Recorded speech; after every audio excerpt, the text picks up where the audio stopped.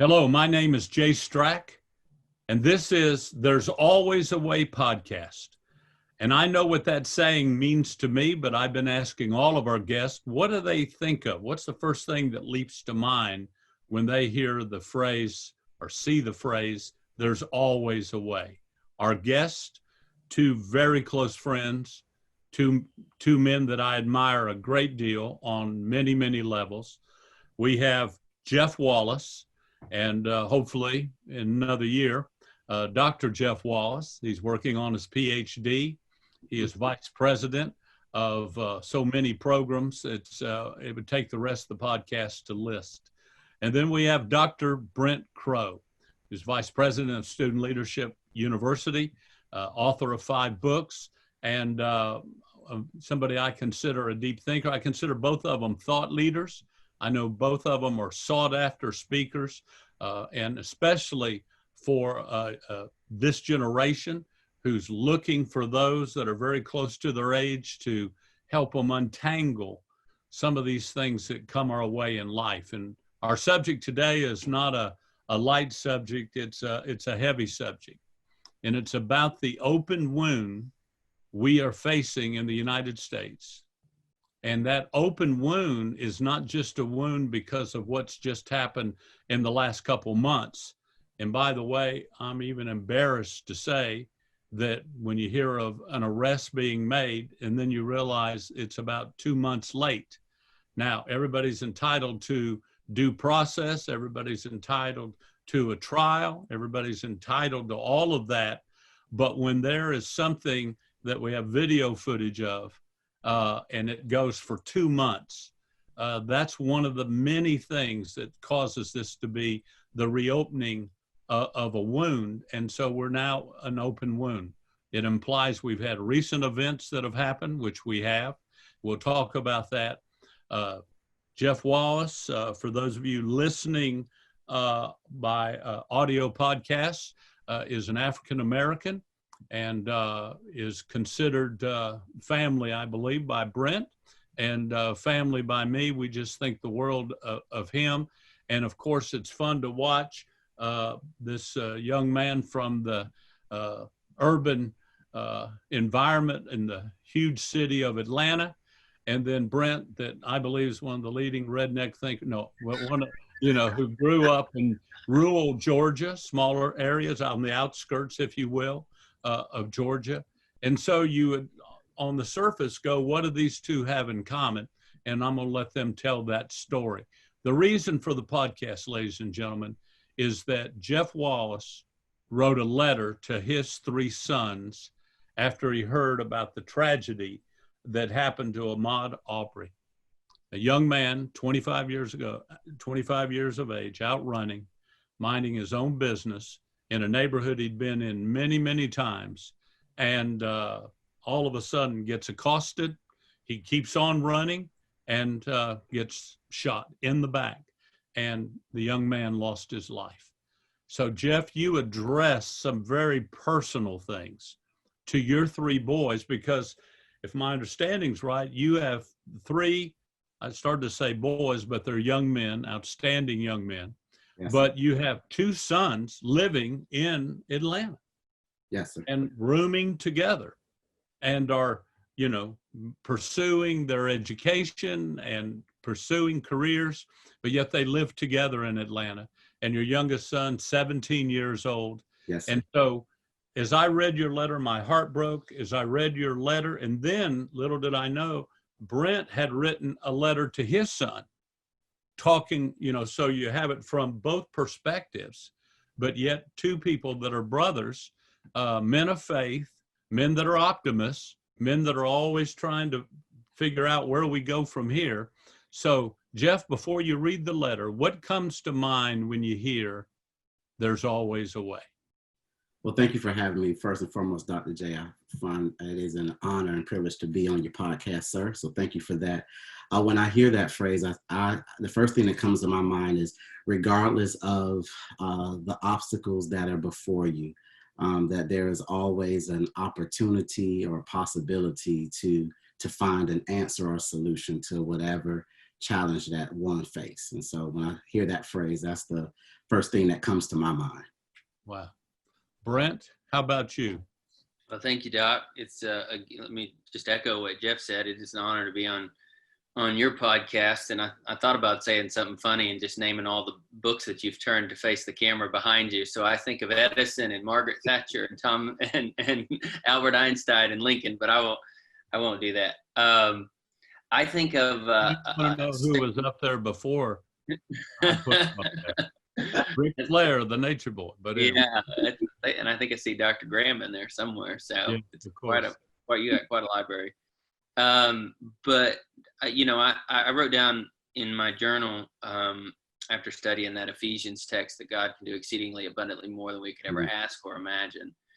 So to me, when I hear the phrase "there's always a way," I think I can't outdream or imagine or surpass, the creative ponderings of our God who is infinite. And so when I think of that, I go, you know, that means that I can't ever out problem solve God. I can't outthink God. I can't be more creative. And so when I think of it, I go, man, I do everything I can do and use every ounce of creativity I can use, and the Lord will open my eyes to even more than I could have ever imagined. So, well, I love that. In addition to Lincoln, Einstein, Thatcher, and Edison. And I know you're looking forward to actually reading those And let me just say, with full disclosure, so am I. No, all right. Ladies and gentlemen, let's dive in. Jeff, you hearing the news. I was going to ask you what you first felt. Was it anger? Was it disappointment? But your letter, I believe, just captures maybe, you know, as you kind of pour your heart out to your three young men sons. So I'm going to ask you, if you would, Jeff, if you feel comfortable, Sure. If you read that letter, and I want our listeners and all of us, I mean, I've read it about 4 times and gone over it with others around me, and I'm telling you, it's quite moving. So would you share that with us, Jeff? Sure, absolutely. Dear Jay, CJ, and Cameron, I've spent the last several hours sitting down trying to come up with the proper words to fully articulate how I'm feeling today. I am hurt, sad, frustrated, angry. And if I'm being completely honest, I'm scared. Here we go again is all I keep saying to myself. Here is yet another deplorable and senseless act of violence by 2 white men captured on video against an unarmed Black man who was just simply jogging in his neighborhood. Boys, every time moments like these, this happens, the level of anxiety I feel as your father intensifies because I never want to receive that phone call like the parents of Ahmaud Arbery received on that fatal day in February. It brings me back to why I taught you guys how to drive the way I did.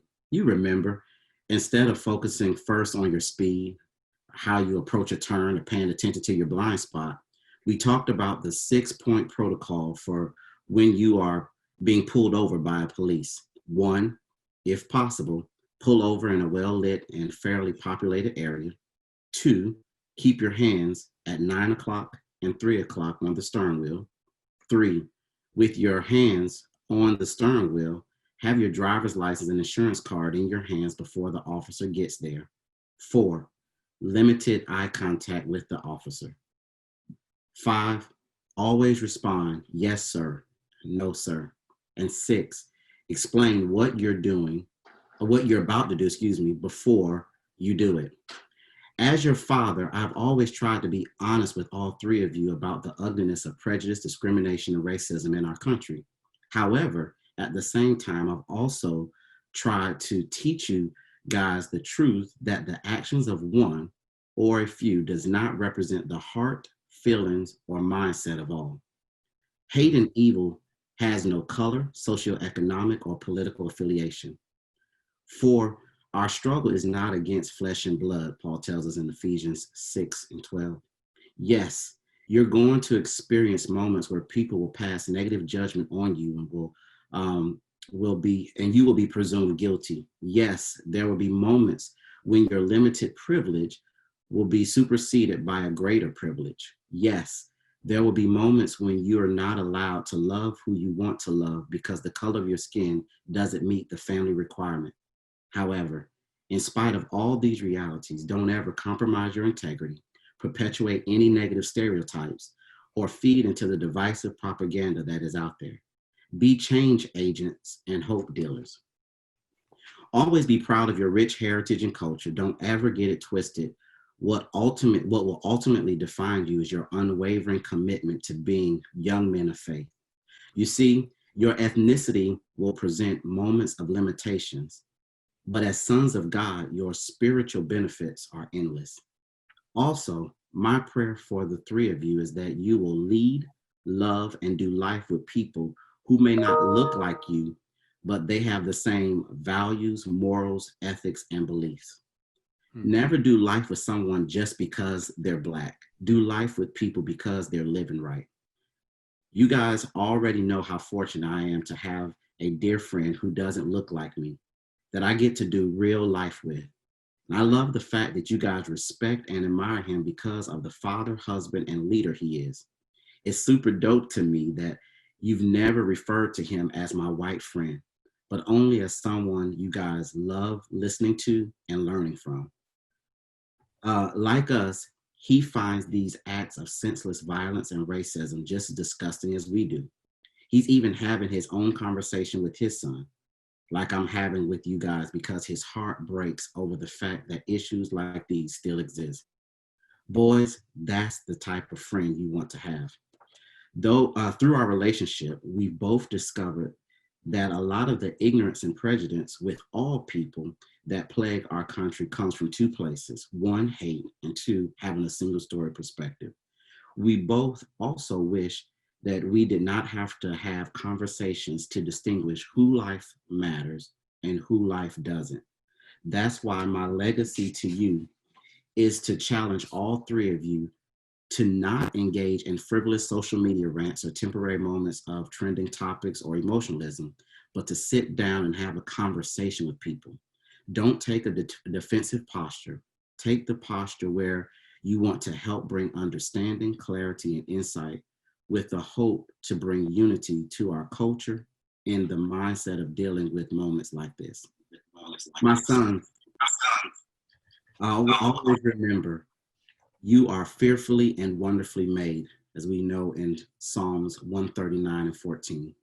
Therefore, unapologetically unapologetically live a life where your faith screams loud and you never settle for mediocrity. I believe with all my heart and soul, you three will be the catalyst for change. I speak that over your lives. But in order to do so, you must be willing to always see the best in people, seek to be understood, not heard, and speak the truth in love. Never respond with your feelings, only facts. And most importantly, let your faith be your filter through which you process everything. I love the three of you more than life itself. You guys are the very best parts of me. You're my legacy. Love, your proud father who adores you. Wow. Mm-hmm. Thank you, Jeff. I know that resonates with everybody who's hearing it, and it's convicting. And I'm embarrassed. For our listeners, you may not be able to tell, but I'm a white guy, an old white guy, unbelievably cool, but an old white guy. But Jeff, when I read those words, "Oh no, not again," I just hung my head. Of all the things you could have said that just tears me up, it's that. Other than thinking about having the fear of getting a phone call like that father did. Yes. We all worry about our kids speeding. We all worry about there being an accident. We all worry, unfortunately, about there being a shooting. But I don't think most of us in my world worry about if you go running in a neighborhood or you go out for a drive or you're going to work or coming back from work or going to your girlfriend's house or what. I mean, so, but anyway, that one phrase, oh no, here we go again. And Jeff, in my mind, I would like to be able to say, oh, well, you know, it's been quite a while. But then the first thing that came to mind was the Charleston Nine, and hearing Tim Scott, our African-American senator from South Carolina, who's just a brilliant guy, a man of faith. He loves students. We've been privileged to have some interaction with him. And he's quite popular. He's a very effective speaker. But when he talked about how that tore his faith up, about what had happened in that church, but the phrase he said that I'll never forget, their only crime was, number one, they wanted to go to church and pray. And number two, they were black. It was the only two things they did wrong. So every time there's a tragedy, we go, well, man, if somebody maybe would have done that differently. But when that's the only two mistakes you make, is you want to go to church and pray because it's Wednesday night, and number two, you're black. You talk about a helpless feel. I mean, you know, so to hear Tim Scott talk about what that did to him as an African-American man of faith and national leader, and a guy who went to school in Charleston. I mean, an impressive, you know. Yeah. So, Brent, here we go again. I know that resonates with you as well. And then, Brent, you have one son, two daughters, two beautiful young daughters, but one young man who's now a teenager. And when I have two teenagers, I have another. Like today, as of today. As of today, I have two teenagers. Oh my gosh, that is right. It's all over. Oh man, he'll no longer be a youth speaker anymore. But Brent, I know you hurt because, number one, of Jeff. Yeah. Number two, because you and I've worked together for some time, and it became very obvious to me that this was something that you had little tolerance for, little patience with, and anxious to somehow contribute to making a difference in that. But I also know it hurt you because you're close to Jeff. And that's the first thing we thought of. So Brent, I'm going to ask you if you would, you talked a very tremendous insight into the Ephesians 3 passage about there's always a way because God's at work. He's large, he's in charge, he's on the throne, he's creative, he's got solutions we'll never think of. So I can't help but feel that you feel that God has a solution to this and a way out of this. Yeah. And somehow by his grace, his mercy, and Lord, if you could use any of us listening to this podcast or use us on the podcast, we would be most grateful. Yeah. If this would be something that would no longer be an open wound in the United States of America. So Brent, give me your thoughts, and then when you want, Phil, read the letter. Okay. You wrote. Yes, sir. Yes, sir. Well, I just want to say I appreciate Jeff being willing to read his, and I was holding back tears as I listened to it, even though I've read it several times, and we did this together in one sense. I would say about Jeff and I's friendship, since you brought it up. Number one, we are first and foremost friends and brothers, and ride till you die type relationships. You can only have a handful of those in your life. And in fact, I was challenged a few years ago because I don't have a lot of close friends. It's sometimes when you are on the road a lot and you're always the guy that people are asking stuff of, it's hard to get really close to people. But one of our communicators at Youth Pastor Summit asked me one night in the car when I was driving him back to his hotel, he said, when you die, there's only room for about 8 people to stand around your bed. 8 people that loved you your whole life and know you. Who are your 8? And I said, man, I got a couple, but I don't, And he said, well, you need to have 8. He said, I'm going to be a fill-in for you until you get your 8. And he was, he was checked up on me a couple times and just very kind of him. But I started praying that day that, I need to be open to real authentic friendship in my life. And it wasn't long after that Jeff and I really began to have a very tight relationship and friendship, first and foremost as brothers in the Lord and people who cared about ministry. And then because of that friendship, it was a classroom. It became, in one sense, a relationship that was also a classroom for discipleship, where he was able to help me process my feelings through the grid of scripture of this issues that are going on. And so the first issue that I reached out to Jeff about, and really from everything I've read, it's kind of the modern day wave of injustice, was the Trayvon Martin shooting that happened here years ago. That's close at home, right? Very close. Yeah. I mean, Samford, which is, 30 minutes outside of Orlando. And so, so that happened. We were doing an event and we were sharing our hotel. We had one block in the hotel, and the future leaders of the NAACP, I believe is what it was called, had the other block. And I just didn't like that we were walking past each other in the hall, because our hearts were breaking. And they were about to, I think, either issue the verdict for the trial or something like that. It was a big moment. So I reached out to Jeff and I said, Jeff, I want to look like Jesus in this moment, but I need help understanding what that is. And he began to walk me through. So these letters, I just say that to say these letters are a snapshot in time of a bigger conversation. Mm-hmm. And unless the bigger conversation is willing to take place, if that's not willing to take place, I don't think we're going to find resolution. You asked, how is there a way? And ultimately, there is a way when we, as followers of Jesus, realize that our ultimate citizenship is in the heaven country. That's what Paul writes about. In Philippians. The best answer to this for me, Philippians, Paul's saying, he's writing to a group where people are the haves and the have-nots. There's people who have the benefit of the doubt, and those who have had a lot of injustice against them. Mm-hmm. And then Paul comes to town and people start to get saved and they have a church. Now they don't want to worship together.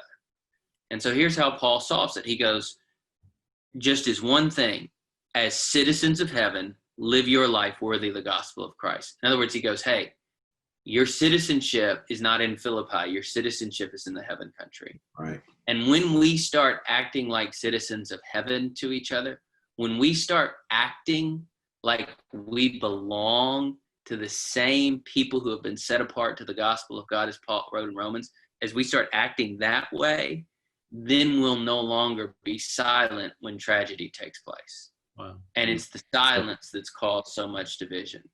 All my African-American brothers and sisters and church leaders who I've talked to, their biggest struggle is, why is the white church so silent when these things happen? How can you just have your normal church service the next Sunday? Where is the outrage? Now, thank God on this one there has been, and that's the sad, but on this side of it, beautiful maybe outcome, right, is that finally there is a collective voice that is rising up, lamenting together. Right. But that has been a missing component, Jay, I believe, and I'm saying that from a white perspective, but right, the ability or willingness to is that fair, Jay? Is that fair, you think? No, it's fair, but it's like some of Jeff's heartfelt observations. It's convicting.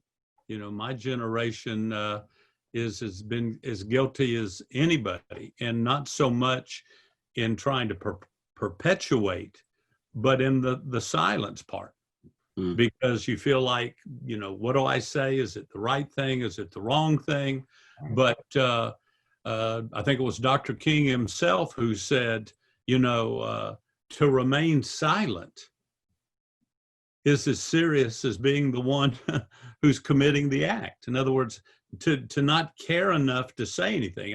You were the one, Brent, who mentioned to me that even the guy doing the filming of the video was now going to be interrogated, questioned.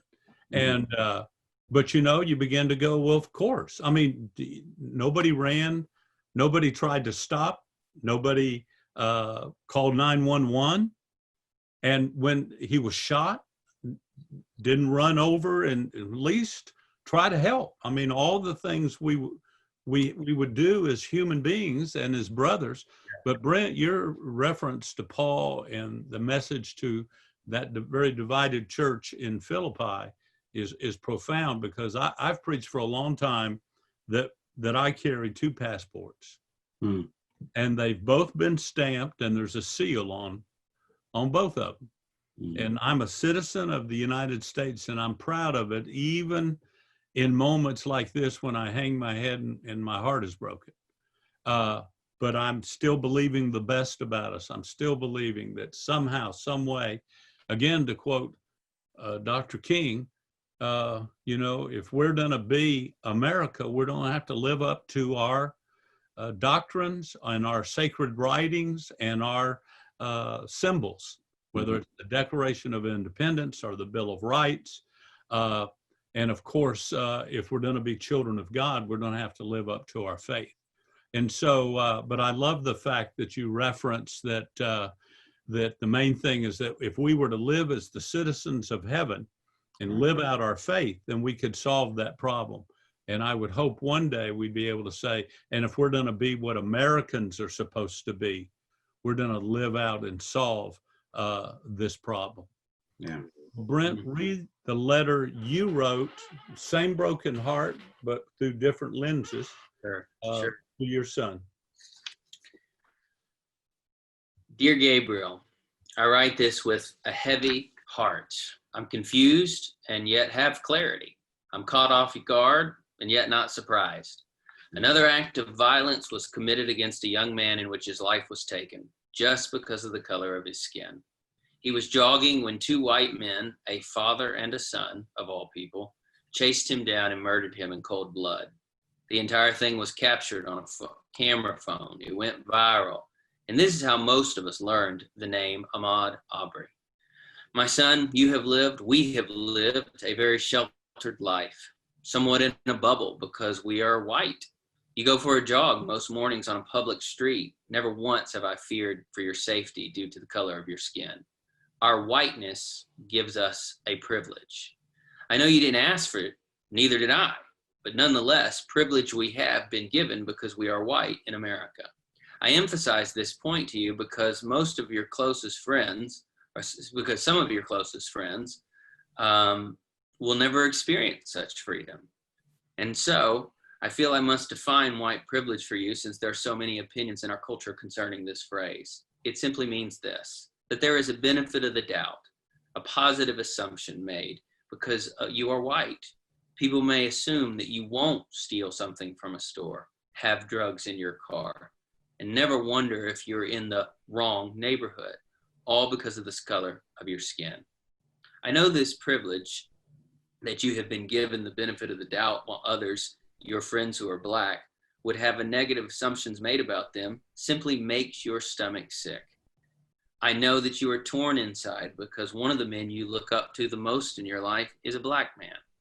To you, he is simply a man that inspires you, challenges you, and loves you unconditionally. But Gabriel, there is a part of our world who sees him very differently. Those with a racist mindset do not judge him, to borrow a phrase from Dr. King, by the content of his character, but rather the color of his skin. So, take all that frustration and anger and confusion and set it aside for just a moment and consider this.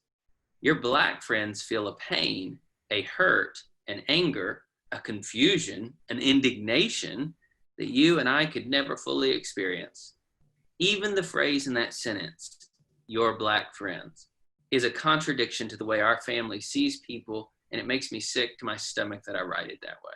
We've never taught you to think of friends in terms of Black, Hispanic, Asian, and so on. Now consider one more idea. How difficult it must be for that man who just happens to be Black, that you look up to, who is also the father of 3 sons. Son, this is not the world I wanted to give you. Honestly, there have been moments in my adult life where I thought, as a society, we were healthier than this. With that said, Gabriel, don't let a broken world break your spirit. Grow into a leader who refuses to compromise on issues such as racism, and who leads others to see the error of such unintelligent thinking. Be the type of leader who doesn't see this problem out there, but rather just as Adam and Eve, be the type of leader who doesn't see this as a problem out there, but rather just as the story of Adam and Eve is the story of us all. Likewise, we cannot be divorced from the evil narrative unfolding in our present day. Realize that the toleration of evil in our culture reflects the toleration of sin in our own lives.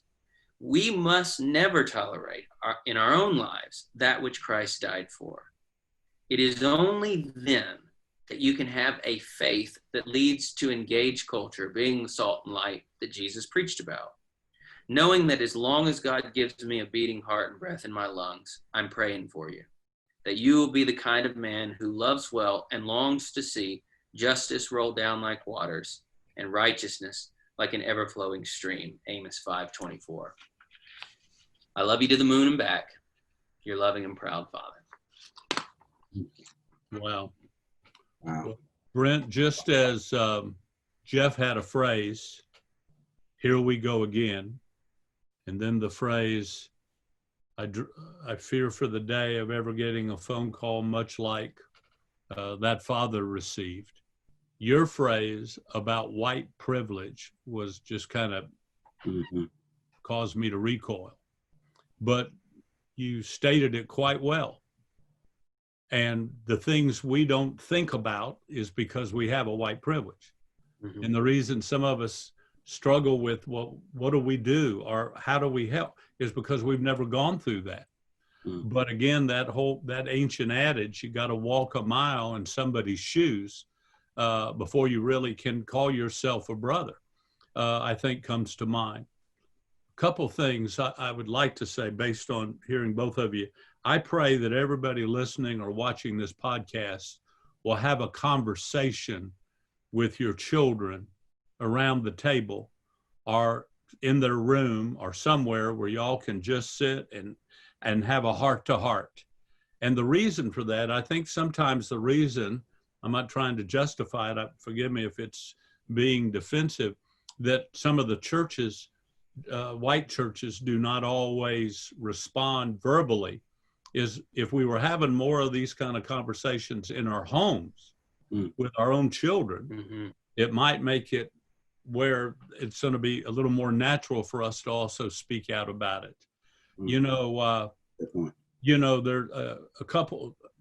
There's a couple things I just feel led to say. Jeff, one of the moments that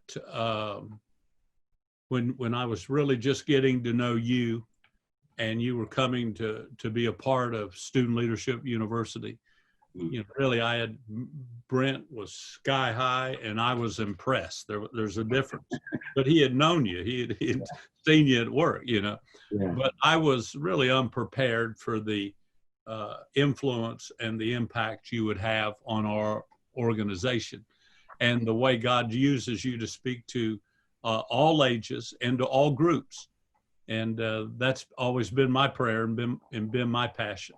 And I know that's how Brent feels. But Jeff, I never will forget kind of an awkward moment when my wife, it's my favorite. I love this story. met you for the first time. And then there was a break and she said, honey, you never told me Jeff was African-American. And I went, oh yeah, yeah. I mean, he is. And of course she was thrilled, I mean, she was excited, but, when you heard about it, at first I'm going, man, I hope should I even say it or not? Because I didn't, but your response, told me a lot about you and hopefully you learned a little bit about us, It just didn't matter. Somebody asked me, well, how diverse is your organization? And I started thinking of the different people of color that we would have, in our organization. But then after I counted and I said, but I got to be honest with you. None of them were hired because they were Black or because they were African-American. They were hired because of their character and their calling and their giftedness and their passion, the way they handle themselves and their enthusiasm about what we're doing. And so, you know, I know it's one thing for us to have a kumbaya moment in our office, right? I mean, with each other and enjoy each other's company and try to be there for each other. But at the same time, though, we have got to realize as an organization and as prayerfully a catalytic agent for change, we're going to have to address some of these issues. Another moment was when we had the Dr. King's granddaughter in our youngest daughter in our church, in our one of our events in Washington, D.C. And it gave me a chance to do something I'd wanted to do all my life. And I said, as a white Southern cracker, can I tell you something? And your eyes got very big. I'm sorry. Yeah. I am so sorry that you lost your father as a little girl, and your mom, whom I had the privilege of meeting and spending time with, lost her husband far too early. And he was taken away so quickly. And I said, I want to say to you, not only am I sorry, but we're sorry. But number two, we believe your dad, your family, all of the King family, you are a gift from God to us. Because if Dr. King hadn't come when he did, in my humble but accurate opinion, there's no telling what would have happened. We may not be having these conversations because the divide or whatever may have been, but he gave us a chance. So I kind of feel like we're in the game, but we're way, way behind on the scoreboard and we're running out of play. I mean, we can't lose any more players. We can't lose any more young men, young women. And so I thank you for what you've added, but also for being willing to have this dialogue. Give us a couple closing thoughts, Jeff. What do we do listening to this podcast that you think could make a difference? Well, without sounding like the company slogan or the company guy, I think what we're doing right now is a great example of that, Dr. J, to be honest with you. I think as an African-American man who feels very comfortable to be able to share my hurts, fears, and struggles with you and Brent, I think that's a great example of what is needed. What I feel right now is I have people who don't look like me, but who are willing to jump in the ditch with me.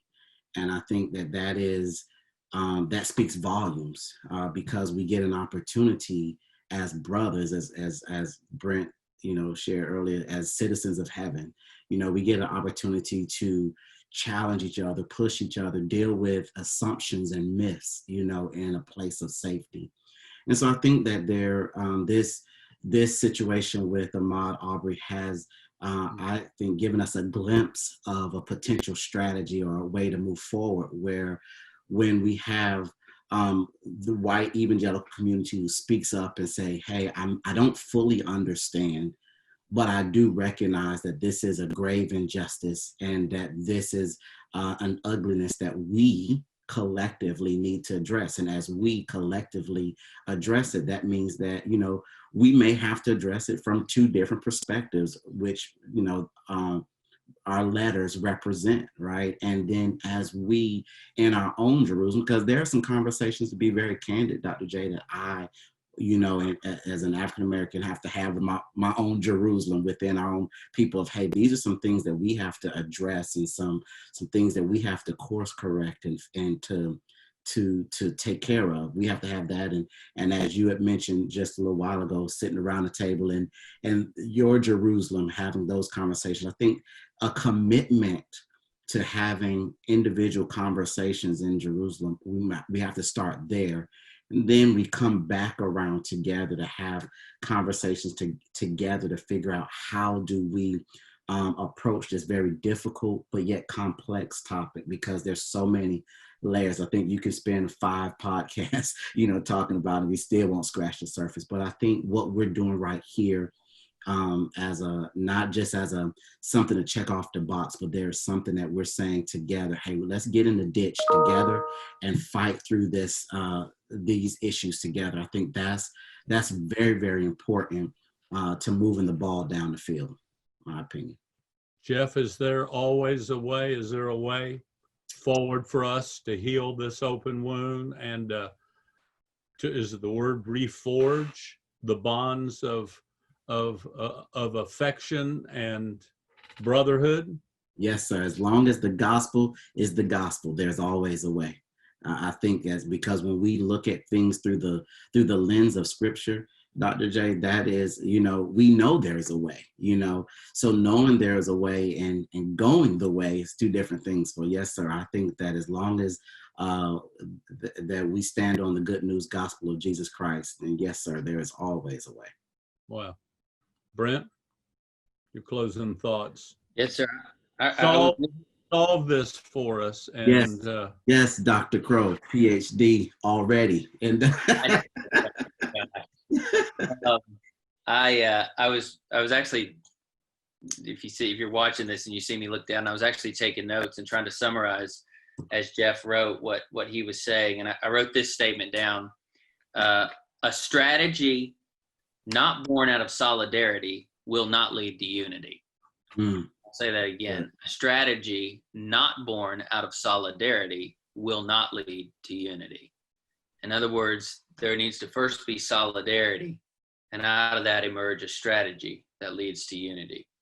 And that's why I think that this is an issue that has to start in the church, because the type of solidarity that is required to move forward requires agape love.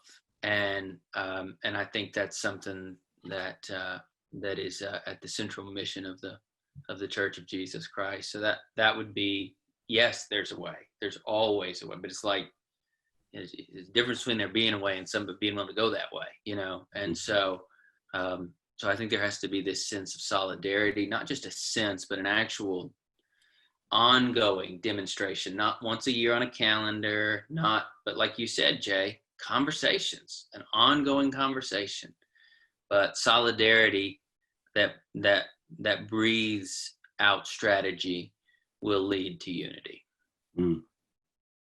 That's great. Well, great point. Well, I have to be honest with you. This hasn't answered the question. This has just reminded all of us there's some other questions we've got to address. This is a subject that must be addressed. This is a subject must be dealt with. I wrote down a simple thought as you both were talking is, if God be for us, who could be against us? And number two, if it's to be, it's up to me.